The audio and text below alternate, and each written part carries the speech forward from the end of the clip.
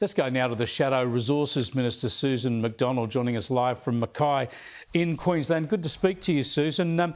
Congratulations on what you're doing on energy and nuclear. It's been too tough for governments of all persuasions, state and federal, for so many decades in this country. But I want to get back to this argument Zali Steggall was running, and I want to know why the coalition doesn't contest this argument. Why don't you actually point out that the sort of stuff we're hearing from her and the Greens and even the left of Labor, pretending that our actions will change the climate, is absolutely nutty, as insane. I mean, sure, you can say we need to do our bit to fit in with the rest of the world, but don't pretend that what Australia does is going to turn us into the land of milk and honey. It's absolutely crazy, isn't it? And these loopy propositions from the Teals and the Greens are absolutely ridiculous. And what we're seeing from Labor right across the country is not about having a sensible, practical discussion with Queenslanders and Australians. It's about a scare campaign. It's about not acknowledging that the rest of the leading economies in the world are using nuclear energy.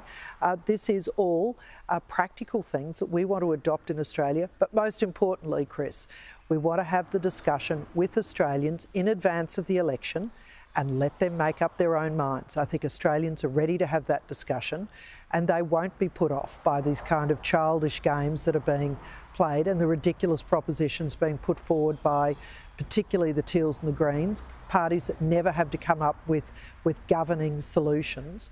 They're just, you know, alarmist, and their rhetoric is wrong. Yeah, good on you for treating voters like adults. And of course, people are up for this debate. They can see we need energy, and nuclear is the way if we don't want emissions. But what about your own colleagues in the LNP there in Queensland? You're going through an election campaign at the moment. They don't want a bar of it. They're saying that they won't abide a nuclear reactor in Queensland.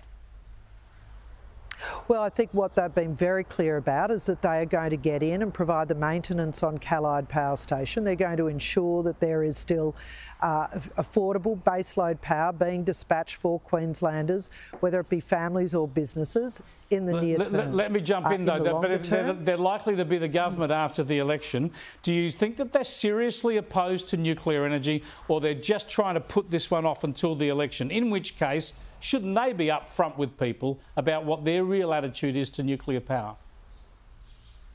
Well, I think that they're addressing what they can before them, which is that the current restrictions on nuclear energy in the EPBC and other places is out of their control. And so for that reason, they are addressing the levers that they possibly can, which is providing electricity to Queenslanders at an affordable rate.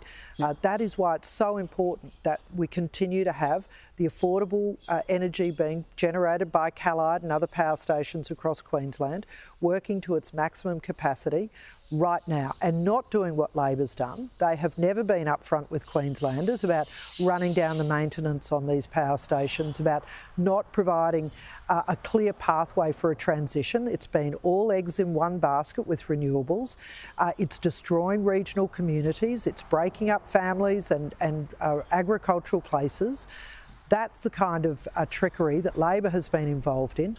I think that David Crisafulli is being very clear about he will get back to the business of what he can do right now. And we definitely need much more gas, no matter what we do. I'll get you back on soon to talk about gas and some of the threats to expanding gas production in the country. Thanks for joining us, Susan.